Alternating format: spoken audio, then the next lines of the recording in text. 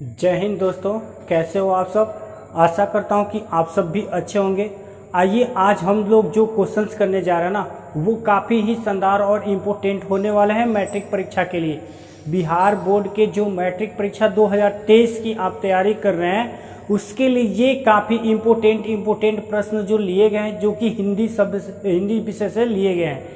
किससे लिए गए हैं? हिंदी विषय से। जो कि पहला पाठ यहाँ पे आपको देखने के लिए मिलेगा, श्रम विभाजन और जाति प्रथा। पहला पाठ का यहाँ पे नाम जो है श्रम विभाजन और जाति प्रथा से लिया गया है, जो कि वस्तुनिष्ठ प्रश्न आपको आज देखने के लिए मिलेंगे। आइए चलिए देखते हैं कि पहला क्वेश्चन आज का क्या होने वाला है।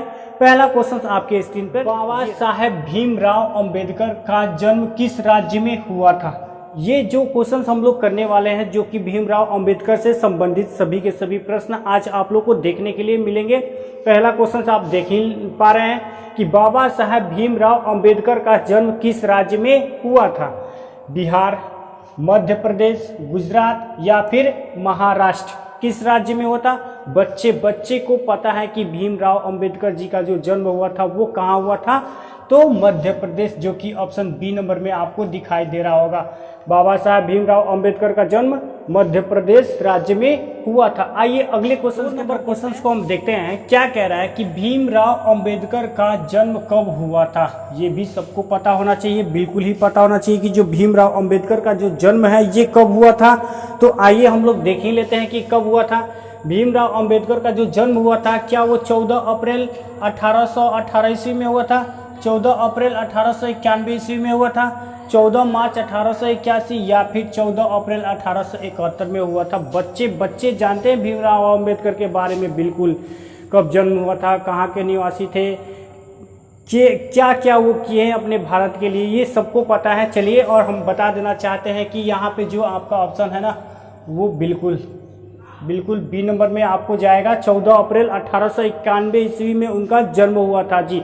अगले क्वेश्चंस को देखते हैं कि क्या 3 नंबर में आपसे पूछा गया है, भारत में बेरोजगारी का मुख्य कारण है। भारत में बेरोजगारी का मुख्य कारण जो है वो क्या है जी? क्या वो जाति प्रथा है, दहेज प्रथा है, अशिक्षा है या फिर भ्रष्टाचार है? भारत में बेरोजगारी का मुख्य कारण क्या है? तो वो आपको है जाति प्रथा है जी। जाति प्रथा के कारण भारत में सबसे ज्यादा बेरोजगारी है। ये था 3 नंबर। आइए अगले प्रश्न में आपको क्या मिले हैं। आधुनिक सभ्य समाज किसके लिए श्रम विभाजन को आवश्यक मानता है? आधुनिक सभ्य समाज जो है वह किसके लिए श्रम विभाजन को आवश्यक मानता है जी? अपनी स्वार्थ सिद्धि के लिए, कार्यकुशलता के लिए, जातीय उत्थान के लिए या फिर कोई नहीं। क्या कह रहा है? प्रश्न को ध्यान से देखना है। आधुनिक सभ्य समाज किसके लिए श्रम विभाजन को आवश्यक मानता है?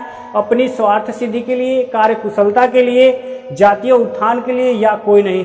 तो हम बता देना चाहते हैं कि इसका जो आंसर होगा वो आपको बी नंबर में कार्यकुशलता के लिए मानता है जी। कार्यकुशलता के लिए जो है वो आधुनिक सभ्य समाज श्रम विभाजन को मानता है। अगले क्वेश्चन कर रहे हैं, जाति प्रथा क्या निर्धारण करती है? जाति प्रथा क्या निर्धारण करती है जी?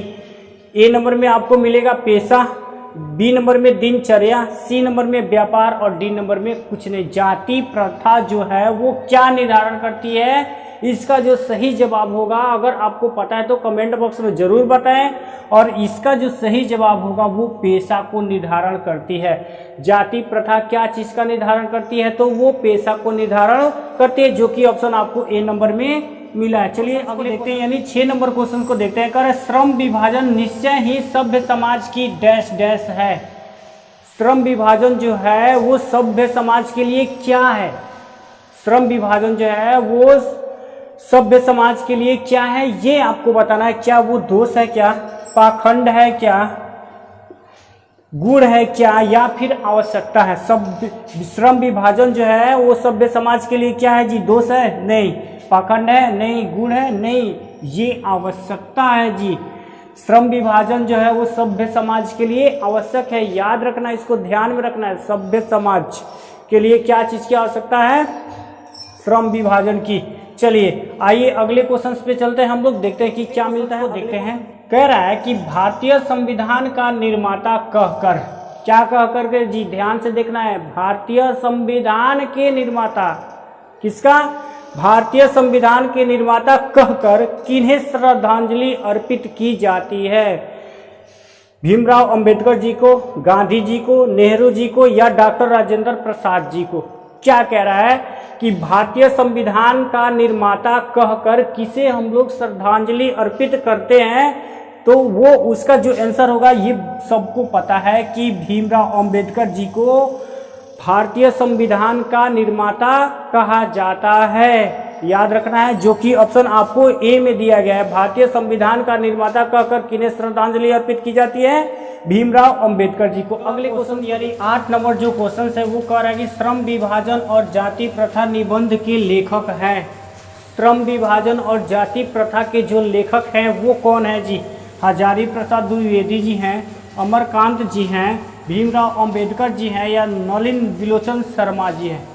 क्या कह रहा है? क्वेश्चंस को ध्यान से आप लोग देखें। श्रम विभाजन और जाति प्रथा निबंध के जो लेखक हैं वो कौन है? तो हम बता देना चाहते हैं कि इसके जो लेखक हैं वो भीमराव अंबेडकर जी हैं। ठीक है, भीमराव अंबेडकर जी श्रम विभाजन और जाति प्रथा निबंध के लेखक हैं। याद रखना है। अगले क्वेश्चंस की तरफ हम लोग बढ़ते हैं, देखते हैं कि क्या मिल रहा है। क्वेश्चंस में कह रहा है भीमराव अंबेडकर का निबंध है। इसमें अब आपको बताना है कि भीमराव अंबेडकर का इनमें से कौन सा निबंध है, ये बताना है। कह रहा है कि नागरी लिपि, श्रम विभाजन और जाति प्रथा, विष के दांत या फिर डी में आपको मिलेगा बहादुर। यानी क्या कह रहा है? भीमराव अंबेडकर जी का जो निबंध है वो कौन सा है? नागरी लिपि है, श्रम विभाजन और जाति प्रथा है, या विष के दांत है, या बहादुर है? तो बता देना चाहते हैं कि इसका जो सही ऑप्शन होगा वो बी नंबर होगा। याद रखना है, ध्यान रखना है। श्रम विभाजन और जाति प्रथा के जो लेखक हैं वो भीमराव अंबेडकर जी हैं, जो ऑप्शन आपको बी नंबर में दिया गया है। आइए 10 नंबर क्वेश्चन को देखते हैं। क्या नंबर क्वेश्चन में आपसे बोला जा रहा है कि भीमराव अंबेडकर जी की मृत्यु कब हुई? देखिए, काफी इंपोर्टेंट क्वेश्चन है, एग्जाम में बहुत बार पूछे जाने वाले ये सारे क्वेश्चन है। कह रहा है कि भीमराव अंबेडकर जी की मृत्यु जो हुई थी वो कब हुई थी? 1956 ईस्वी में, 1958 ईस्वी में, 1961 ईस्वी में, या फिर 1963 ईस्वी में हुई थी जी? भीमराव अंबेडकर जी की जो मृत्यु की बात है वो कब हुई थी? तो 1956 ईस्वी में हुई थी, जो कि ऑप्शन आपको ए में दिख रहा है। ये था आप लोग के लिए श्रम विभाजन और जाति प्रथा से एक ऑब्जेक्टिव क्वेश्चन, जो कि काफी इंपॉर्टेंट है। कैसे लगा ये आपको क्वेश्चन सारे आप कमेंट बॉक्स में जरूर बताएंगे। ऐसे ही और क्वेश्चंस आपको कराए जाएंगे। इसमें बहुत सारे क्वेश्चंस अभी भी बाकी है और आपको वो अगले वीडियो में देखने के लिए मिलेगा। तब तक के लिए जय हिंद।